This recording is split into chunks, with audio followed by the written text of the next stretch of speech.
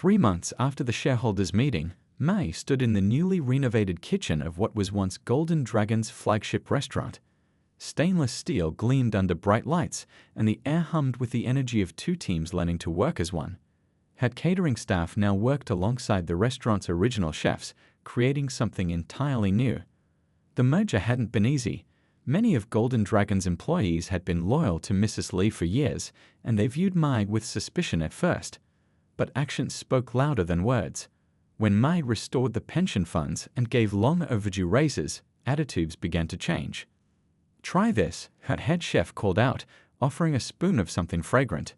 It was a new fusion dish combining Golden Dragon's traditional recipes with Sweet Spice Catering's modern twists. The flavors danced on her tongue, familiar yet exciting, just like the future they were building. The local business magazine had run a follow-up story titled "A Tale of Two Kitchens: How Innovation Saved a Legacy." Mai kept this copy on her desk, right next to the old article that had made her mother-in-law so jealous. Both served as reminders of how far she'd come. One quiet afternoon, while reviewing renovation plans for another restaurant location, May received an unexpected visitor. Mrs. Lee's former assistant stood awkwardly in her office doorway, clutching a thick folder. "I thought you should have these," he said, placing the folder on her desk. "It's everything. All the plans she made to destroy your business, every person she contacted, every scheme she planned." He hesitated. "I should have spoken up sooner." Mai looked at the folder but didn't open it. "Why are you giving me this now?" "Because you're different," he replied.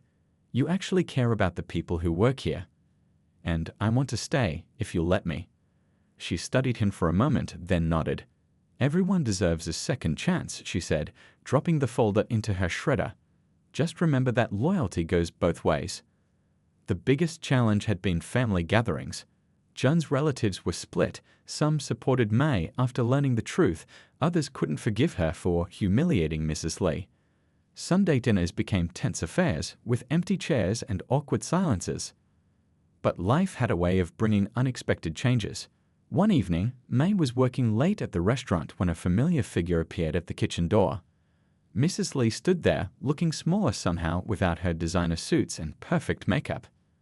"The food court at the mall is serving better Chinese food than this place used to," she said stiffly. "Your new menu, it's not completely terrible." Mai set down her clipboard. "Would you like to try today's special?" Over plates of reimagined traditional dishes, they had their first honest conversation in years. Mrs. Lee spoke about her own struggles when she first started the business, the pressure to succeed in a male-dominated industry, the fear of losing everything she built. "I was wrong," she finally admitted, pushing her plate away. "Not just about what I did to your business, but about everything. I saw you as a threat when I could have seen you as a partner." Mai thought carefully before responding. "The restaurant industry is changing," she said. "We need both tradition and innovation to survive. Maybe there's still a place for your experience here." The offer wasn't forgiveness, not yet. But it was a beginning.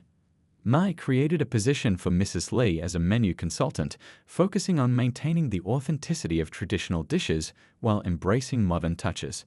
It gave the older woman a chance to contribute without control, to share her knowledge without power. 6 months after the takeover, Mai hosted a grand reopening celebration. The merged restaurant was packed with food critics, loyal customers, and curious newcomers. The menu featured dishes that told their story, classic recipes with surprising twists, tradition meeting innovation on every plate. Jun squeezed her hand as they watched their staff work seamlessly together. "You didn't just save two businesses," he said. "You created something better than either one could have been alone." In the kitchen, May watched as Mrs. Lee taught a young chef the secret to perfect dumpling folds, while her head chef added his own creative filling. It wasn't perfect. Family wounds took time to heal, but it was progress. Later that night, after the last guest had left, Mai sat in her office looking at old photos. There she was on opening day of Sweet Spice Catering, nervous but hopeful. Another showed her first meeting with Mrs. Lee, both smiling for very different reasons. And now, a new photo would join them, the whole team together at the reopening, including Mrs. Lee in the back, a tentative smile on her face. Mai turned to face the board members who were now looking to her for leadership. She had prepared for this moment, developed plans to restore the company's reputation and financial health. But first, she had one important announcement to make. Starting tomorrow, she declared, Golden Dragon Restaurants and Sweet Spice Catering will begin a new chapter. We'll combine our strengths, modernize our menus, and create something better than either company could have been alone. As the board members applauded, May caught a glimpse of her reflection in the window. She saw not just a businesswoman who had overcome betrayal, but someone who had learned to fight back without losing her integrity. The real work was just beginning, but for the first time in years, she felt truly ready to lead. The Golden Dragon's grand conference room buzzed with tension as shareholders filed in for the annual meeting. Mai adjusted her dark blue suit, a power color her mother-in-law had once advised, and waited in the adjacent room. Through the glass panels, she could see Mrs. Lee at the head of the table, perfectly poised in her designer outfit, greeting board members with practiced charm. "Are you ready?" May's lawyer whispered, clutching a leather briefcase filled with documents that would change everything. She nodded, thinking about all the sleepless nights, the careful planning, and the months of pretending to be a helpless victim that had led to this moment. The meeting began exactly as Mrs. Lee had planned. She stood at the podium, presenting graphs that painted a rosy picture of the company's future. Despite challenging market conditions, she announced, her voice confident, Golden Dragon Restaurants remain strong and profitable. May watched the shareholders' faces as they listened to these beautiful lies. Some seemed concerned, others hopeful. None of them knew that their prestigious restaurant chain was actually drowning in debt, or that their CEO had been systematically destroying other businesses to maintain her illusion of success. Right on cue, May's lawyer stepped forward during the voting segment of the meeting. "Before we proceed," he said, his voice cutting through the murmurs, "we have some important business to discuss. A major shareholder would like to address the board." Mrs. Lee's smile flickered slightly. "I wasn't aware of any major shareholders requesting speaking time," she said, shuffling through her papers. "Perhaps there's been a mistake." "No mistake," May said clearly, stepping into the room. The click of her heels on the marble floor echoed as she walked to the podium. She could see the moment Mrs. Lee realized something was terribly wrong. "Through various investment groups and holdings," Mai began, her voice steady, "I represent the majority shareholder interest in Golden Dragon Restaurants." She paused as gasps filled the room. "And I have some concerns about the current management that need to be addressed." Mrs. Lee's face went pale, then red. "This is ridiculous," she spluttered. "You're just a caterer. You can't possibly." "Actually, she can," May's lawyer interrupted, distributing documents to the board members. "And she does. Through legal acquisition of shares over the past 6 months, Mrs. May now controls 51% of Golden Dragon Restaurants." The room erupted in chaos as board members flipped through the evidence. May remained calm, clicking to the next slide in her presentation. "Let me show you the real state of this company," she said, displaying accurate financial reports that revealed years of mismanagement and debt. "But that's not all," May continued, her voice growing stronger. "I have evidence of systematic attempts by the current CEO to sabotage competing businesses through illegal means." She played a selection of recorded phone calls, Mrs. Lee's own voice plotting to destroy May's catering company. The board members' faces showed shock turning to anger as they realized how they'd been deceived. Mrs. Lee stood up, her designer handbag clutched like a shield. "You ungrateful girl," she hissed. "After everything I've done for you." "Everything you've done?" May's voice remained calm. "You mean like bribing my suppliers? Spreading false rumors about food safety? Trying to bankrupt my small business because you felt threatened?" She turned to the board. "Is this the kind of leadership Golden Dragon deserves?" One of the oldest board members stood up, his face grave. "I move for an immediate vote of no confidence in the current CEO," he announced. Others quickly seconded the motion. Mrs. Lee looked around wildly, seeing decades of control slipping away. "You can't do this," she said, but her voice had lost its authority. "This company is my life's work." "And you've nearly destroyed it," May replied, showing the next slide. Proof of the misused pension funds, the covered-up health violations, the cooking books. But it's not too late to save it. With proper management and ethical leadership, Golden Dragon can thrive again. The vote was quick and unanimous. Within an hour, Mrs. Lee was escorted from the building, her access cards deactivated. As security packed up her office, May stood at the window, watching the city skyline. She felt no joy in her mother-in-law's humiliation, only relief that it was finally over. John appeared at her side, having watched everything from the back of the room. "You did the right thing," he said softly. "The employees' jobs, their pensions, you saved more than just your own business today." Mai squeezed his hand, thinking about the documents waiting in her briefcase. "Your mother taught me an important lesson," she said. "In business, just like in cooking, timing is everything.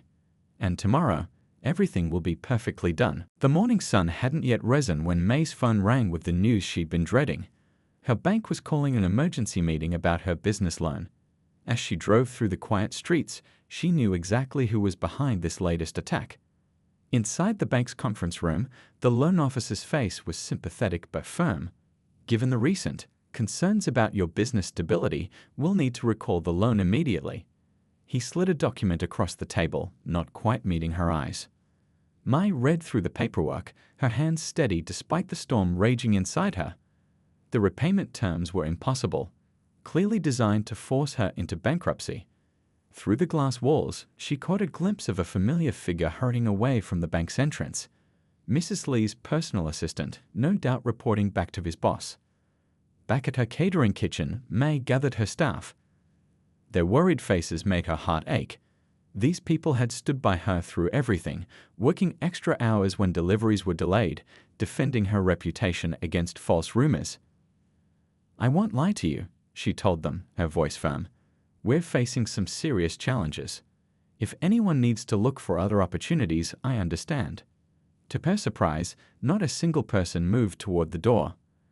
Her head chef stepped forward, arms crossed. "We're not going anywhere. We know what's really happening. Mrs. Lee's been trying to destroy us for months. But we believe in you, and we believe in what we've built here." Mai had to turn away to hide her tears. She hadn't expected such loyalty, especially not when her business appeared to be crumbling. What her staff didn't know was that their faith would soon be rewarded in ways they couldn't imagine. That afternoon, while sorting through cancelled contracts and unpaid bills, May received an urgent call from her private investigator. "You need to see this," he said, his voice tense. "Mrs. Lee is planning something big." The evidence was damning. Mrs. Lee had hired someone to pose as a health inspector and plant evidence of health code violations in May's kitchen. The inspection was scheduled for tomorrow morning, a final blow designed to destroy not just May's business, but her reputation in the industry. John came home that evening to find May sitting in the dark living room. "What's wrong?" he asked, switching on the lamp. "You've been so distant lately. Talk to me." May looked at her husband's concerned face and made a decision. She pulled out her phone and played a recording, Mrs. Lee's voice clearly laying out her plans to destroy May's business. John's face went pale as he listened. "There's more," May said quietly, leading him to her home office. One by one, she showed him the evidence, the faked reviews, the bribed suppliers, the orchestrated cancellations. John sat heavily in her office chair, his world crumbling around him. "Why didn't you tell me sooner?" he whispered. "Would you have believed me?" Mai asked gently. "She's your mother." I needed proof. That night, neither of them attended the weekly family dinner. Mrs. Lee called repeatedly, leaving increasingly angry voicemails. She could sense she was losing control of the situation. The next morning, right on schedule, the fake health inspector arrived at May's kitchen. But instead of finding an unprepared victim, he was met by real health department officials and police officers. May's investigator had already reported the attempted fraud. Mrs. Lee's reaction was swift and brutal. By afternoon, she had convinced May's bank to freeze her business accounts. Suppliers received letters threatening legal action if they continued working with Sweet Spice Catering. Even May's landlord suddenly claimed there were issues with her lease. "You've brought this on yourself," Mrs. Lee said when Mai confronted her, her perfectly manicured nails drumming on her desk. "You should have stayed small, stayed grateful. Now you'll lose everything." Mai stood in the opulent office of Golden Dragon's flagship restaurant, looking at the woman who had tried to mentor her and destroy her in equal measure. The crystal chandeliers sparkled overhead, just like they had the first time they'd met. "You're right about one thing," May replied calmly. "Everything is about to change." As she walked out of the restaurant, May's phone buzzed with a message from her lawyer. The final pieces were in place. Tomorrow was the shareholders' meeting, and Mrs. Lee would finally learn what happens when you underestimate the wrong person. That evening, May sat with John in their kitchen, sharing a simple meal of noodles, the same dish she'd made when they'd first started dating. "Are you sure about tomorrow?" he asked, holding her hand across the table. Working late into the night, May finalized the paperwork that would protect Golden Dragon's employees once she took control. Unlike her mother-in-law, she intended to be a responsible owner. The pension funds would be restored, and the hardworking staff would finally be treated with respect. Just before midnight, her phone buzzed with a message from her broker. Another significant block of shares was available. With this purchase, she would cross the threshold for controlling interest. May's hand hovered over the approve button as she thought about how far she'd come from the naive caterer who had once believed in her mother-in-law's mentorship. Sometimes, she whispered to herself, clicking the button, the best revenge is served at a temperature Mrs. Lee would never expect. The confirmation message popped up on her screen, and just like that, the tables had turned. The real challenge would begin tomorrow, but for now, May allowed herself a small smile of satisfaction. Hidden away in a private meeting room of the city's most discreet business center, May sat surrounded by financial advisors and lawyers. Spreadsheets and corporate documents covered the long table, each page representing another piece of her carefully crafted plan. The morning sun filtered through the blinds, casting strips of light across her determined face. "The shell company structure is perfect," her lead lawyer said, pointing to a complex diagram. "Each investment appears to come from a different source. Even if someone investigated, they'd have to dig through layers of paperwork to find any connection to you." May nodded, studying the numbers one more time. Her entire savings, plus investments from trusted allies, had gone into this operation. Every time her mother-in-law had sabotaged her catering business, May had channeled her anger into learning more about corporate finance and business law. Golden Dragon's stock has dropped another 5% this week, her financial advisor reported, sliding over a market analysis. Mrs. Lee's mismanagement is finally catching up with her. She's desperate for investors, which makes this the perfect time to move. Through careful research, May had discovered that Mrs. Lee's restaurant empire was built on appearances.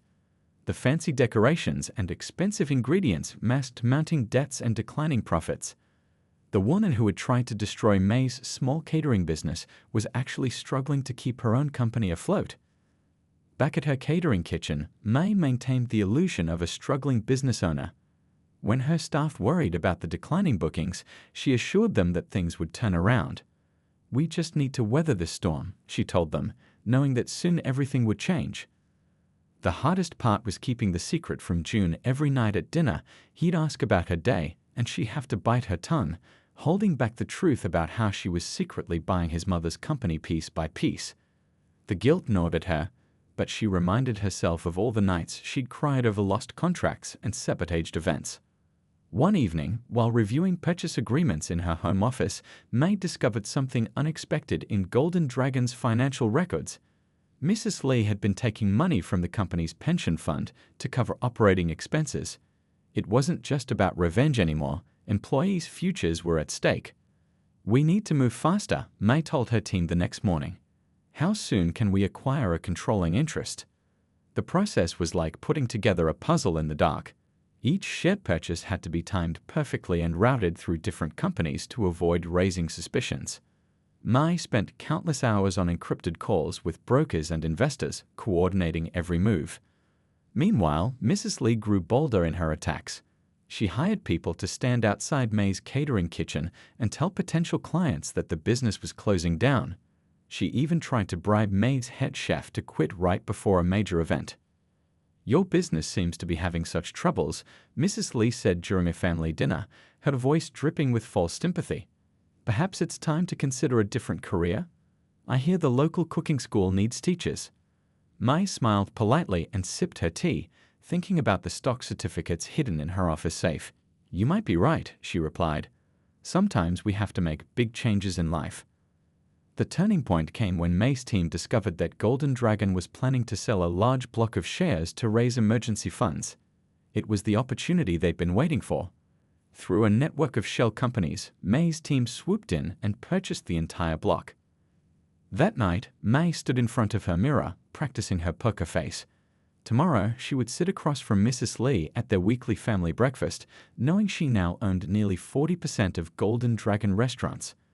The woman who had tried to destroy her small business had no idea she handed over control to her own daughter-in-law. As she reviewed the final numbers, May remembered something Mrs. Lee had told her years ago. "In business, dear, you must always think 10 steps ahead." It was perhaps the only honest advice she'd ever given. "Mrs. Lee asked me to lie about my delivery truck breaking down last month," he confessed. "I did it because she threatened to cancel her contracts with me. But I kept copies of everything. What she's doing isn't right." May thanked him, adding his evidence to her growing collection. She was no longer the helpless victim in this story. With each passing day, she gathered more proof, made more connections, and moved her pieces into position. The final piece fell into place when her investigator discovered that Mrs. Lee's company was planning to sell shares to cover mounting debts. It was the opportunity Mai had been waiting for. Through a network of shell companies and silent partners, she began quietly purchasing stock in Golden Dragon restaurants. As she drove home that night, Mai caught sight of the Golden Dragon's main restaurant, its elaborate sign glowing in the darkness. Soon, she thought, everything would change. But for now, she had another family dinner to attend, another evening of pretending she didn't know the truth. She checked her lipstick in the rearview mirror and practiced her smile. The real show was about to begin. The private investigator's office was nothing like Mai had imagined. Instead of a dark, smoky room from the movies, Mr. Wong worked in a bright, modern space with potted plants and motivational posters on the walls. He adjusted his round glasses as he spread photos and documents across his desk. "You might want to sit down for this," he said, pulling out a thick folder. "What I found goes deeper than simple business sabotage." May's hands trembled slightly as she picked up the first photo. It showed Mrs. Lee having lunch with May's biggest former client, the one who had cancelled all future contracts. The date stamp showed it was just 2 days before the cancellation. "She's been systematic," Mr. Wong explained, laying out more evidence. "Look at these emails." He pointed to printed conversations between Mrs. Lee and various suppliers. "She's been offering exclusive contracts to companies if they refuse to work with you. Some took the deal, others kept records as insurance." Mai felt her stomach turn as she read through the messages. The level of detail in her mother-in-law's plans was frightening. She had spreadsheets tracking May's every business move, lists of potential clients to target, even a timeline for when she expected Sweet Spice Catering to go bankrupt. "But here's where it gets interesting," Mr. Wong said, pulling out another set of documents. "While investigating her activities, I discovered something about Golden Dragon restaurants that Mrs. Lee has been desperately trying to hide." The financial reports told a story that made May's eyes widen. Despite its prestigious reputation, the restaurant chain was struggling. Years of overexpansion, poor management, and declining quality had left the business in a precarious position. Mrs. Lee had been taking out loans to keep up appearances, but the foundation was crumbling. "She's not just trying to destroy your business," Mr. Wong concluded. "She's trying to eliminate competition before her own empire falls apart." That night, Mai couldn't sleep. She paced in her home office, documents spread across her desk. The woman who had pretended to mentor her, who had smiled and offered advice while plotting her downfall, was actually standing on a house of cards. The next morning brought more revelations. 3 of her scheduled events cancelled within hours of each other. Mai watched her staff's worried faces as they tried to figure out what was going wrong. She wanted to tell them the truth, but she knew she had to stay quiet just a little longer. Instead of fighting the cancellations, May did something unexpected. She accepted them gracefully and started making phone calls, not to new clients, but to investment bankers and business lawyers. If Mrs. Lee wanted to play hardball, May would have to change the game entirely. "Your mother-in-law's company is vulnerable," her lawyer explained during a confidential meeting. "With the right strategy and enough capital, you could potentially acquire controlling interest through various shell companies." She'd never see it coming. The idea was both terrifying and exhilarating. Mai spent hours researching, learning about corporate takeovers and business law. She contacted trusted friends who might be willing to invest, explaining her plan in careful detail. Many were eager to help. It seemed Mrs. Lee had made other enemies over the years. During this time, Mai maintained her usual routine. She attended family dinners, smiled at Mrs. Lee's thinly veiled insults, and pretended not to notice when another client suddenly backed out of a contract. Each time her mother-in-law smiled triumphantly, Mai thought about the documents hidden in her office safe. The hardest part was keeping it from June. He noticed her late nights, her distraction during conversations, the way she jumped slightly when her phone rang. "Is everything okay with the business?" He'd ask, genuine concern in his voice. "You know you can talk to me, right?" Mai would kiss him on the cheek and make up excuses about new recipes or client meetings. The guilt of keeping secrets from him aided her, but she knew he wasn't ready to see his mother's true nature. Not yet. One evening, as Matt was locking up her kitchen, she received an unexpected visit from one of her former suppliers. The elderly man looked nervous as he handed her a stack of papers. As she hung up, Mai caught her reflection in the shiny surface of a serving tray. She hardly recognized the hardened look in her own eyes. The naive daughter-in-law, who had once been so grateful for Mrs. Lee's help, was gone. In her place stood a businesswoman who had learned the hard way that in this world, trust had to be earned, and family ties could sometimes be the deadliest bonds of all. She picked up her jacket and turned off the lights, her footsteps echoing in the empty kitchen. Tomorrow would be another day of smiling through gritted teeth at family dinner, pretending she didn't notice the sabotage. But now, for the first time, she had a plan. Mrs. Lee had taught her well, perhaps too well, about how the business world really worked. It was time to put those lessons to use. 2 years flew by like leaves in the wind. May's catering business had grown from a small operation to the talk of the city. Her phone wouldn't stop ringing with booking requests, and her Instagram page was flooded with photos of her colorful, innovative dishes. Local food bloggers couldn't get enough of her unique combinations, traditional recipes with unexpected twists that somehow just worked. Her signature spring rolls, stuffed with braised duck and caramelized mango, had become so popular that corporate clients would fight over booking dates. Sweet Spice Catering was no longer just a small family business. It had become a brand that people trusted and craved.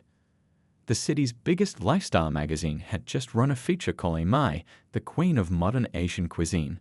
She kept that magazine hidden in her desk drawer, away from her mother-in-law's sharp eyes. The last thing she needed was to fuel the growing tension she could feel building between them. Mrs. Lee's behavior had become increasingly strange. During family gatherings, she would paste on a tight smile while asking pointed questions about May's business. "Oh, you're catering for the art museum's annual gala. How interesting. I heard their budget isn't what it used to be." Her words always carried a hint of something darker, like thunder rolling in from a distance. Then the odd incidents started piling up. First, it was small things, suppliers calling to cancel orders at the last minute, rental companies suddenly being fully booked on her event dates. Mai started keeping a journal of these coincidences, her suspicions growing with each entry. One morning, Mai arrived at her kitchen to find her entire staff in panic. Their biggest client, a tech company that had booked them for monthly events, had suddenly cancelled all future contracts. The reason? They'd received an anonymous email claiming that someone had gotten food poisoning at one of May's events. It was a lie, of course. Mai ran her kitchen with military precision when it came to food safety. "It's probably just a misunderstanding," Jun said when she told him about it that evening. He was always trying to keep the peace, stuck between his wife and mother like a leaf caught in a storm. These things happen in business, right? But Mai knew better. She started noticing Mrs. Lee's friends at her events, taking photos of the food setup, watching her staff like hawks. One of them even tried to sneak into the kitchen during a high-profile wedding reception, claiming she was just looking for the bathroom. The online reviews were the next hit. Overnight, her perfect 5-star rating plummeted as dozens of negative reviews flooded in. All of them followed the same pattern: complaints about food quality, service, and prices. Mai recognized the writing style in some of them. It was suspiciously similar to the way Mrs. Lee wrote her own restaurant's promotional materials. Despite everything, Mai kept her cool. She'd learned to play the game, responding to each negative review with professional courtesy, offering to make things right. Her real clients, the ones who actually ate her food, jumped to her defense, creating a wave of positive reviews that helped balance things out. But the damage was slowly spreading like poison in a well. May noticed the whispers at industry events, saw the way some potential clients would suddenly become hesitant after meeting with her to discuss bookings. Someone was spreading rumors, and she had a pretty good idea who was behind it. The breaking point came during a high society wedding she was catering. Everything was running smoothly until she spotted Mrs. Lee's personal assistant sitting at the bar, showing something on his phone to the mother of the bride. The next day, the final payment was cancelled, and the bride's family demanded a partial refund, claiming the food had been compromised. That night, after everyone had gone home, May sat alone in her dark kitchen. The steel counters gleamed under the emergency lights, and the quiet hum of the refrigerators provided a backdrop for her thoughts. She pulled out her phone and made a call she'd been putting off for weeks. "Mr. Wang?" "Yes, this is May. I need your help with something. Discreet. It's about investigating some business interference." The private investigator's calm voice on the other end of the line was reassuring. "I need to know everything about Golden Dragon Restaurant's current financial situation. And I mean everything." Walking into her mother-in-law's lavish restaurant always felt like stepping into another world. The crystal chandeliers sparkled overhead as May adjusted her simple blazer, feeling somewhat out of place despite being family. She remembered the first time she'd met Mrs. Lee here, how warmly she'd been welcomed, how genuine everything had seemed. Back then, May was just starting her catering business, armed with nothing but her grandmother's recipes and a dream. She'd worked as a sous chef for 5 years, saving every penny, and finally took the leap to start Sweet Spice Catering. Her mother-in-law, the great Mrs. Lee, owner of the prestigious Golden Dragon restaurant chain, had seemed so supportive. "You have talent, dear," she'd said, sipping her premium jasmine tea. "Our family should dominate the food industry in this city." She'd laughed then, a tinkling sound that echoed off the restaurant's elegant walls. "I'll introduce you to some of my contacts." May still remembered how her heart had swelled with gratitude. Her husband, John, had been right. His mother was amazing. Those first few meetings had been like a masterclass in business management. Mrs. Lee had shown her everything: how to price her menus, where to source the best ingredients, even which banks offered the best small business loans. The first year was a whirlwind of success. May's fusion of traditional Asian cuisine with modern twists caught everyone's attention. Her signature dish, crispy rice balls filled with slow-cooked beef and exotic mushrooms, became the talk of every corporate event. Companies started booking months in advance. She had to hire more staff, buy new equipment, and even rent a bigger kitchen space. "You're doing so well," Mrs. Lee would say during their weekly family dinners, her smile not quite reaching her eyes. Who would have thought a small catering business could grow so quickly? There was something in her tone that May couldn't quite place, but she brushed it off as her imagination. Then came the big break, an opportunity to cater for the mayor's charity gala. May spent weeks planning the perfect menu, combining elegant presentation with comforting flavors. The night before the event, she stayed late at the kitchen, personally testing every sauce and garnish. Everything had to be perfect. That's when she first noticed something odd. Her usually reliable vegetable supplier called to apologize. Their delivery truck had mysteriously broken down. Then the rental company claimed they had no record of her booking for the serving equipment. One by one, small problems started piling up. May scrambled to find solutions. She drove 2 hours to another supplier, paid triple the usual rate for last-minute equipment rental, and somehow pulled it off. The gala was a success, but something felt wrong. She couldn't shake the feeling that these weren't just coincidences. Later that week, during a quiet moment at home, May overheard a phone conversation through Joan's home office door. Her mother-in-law's voice drifted through. "Yes, just like we discussed. Make sure the health inspector visits next Tuesday." No, she won't be expecting it. May's blood ran cold. She stood there frozen as realization washed over her. All those helpful introductions, the business advice, the family dinners, had it all been a facade? The pieces started falling into place: the sudden supplier issues, the equipment rental problems, the suspicious cancellations. She thought about confronting Mrs. Lee right then and there. But years of working in professional kitchens had taught her something valuable. Timing was everything. Instead of rushing in, Mai stepped quietly away from the door, her mind already forming a plan. That night, as she lay awake beside her sleeping husband, Mai made a decision. She would need to be smart, patient, and most importantly, she would need to learn everything about her mother-in-law's business empire.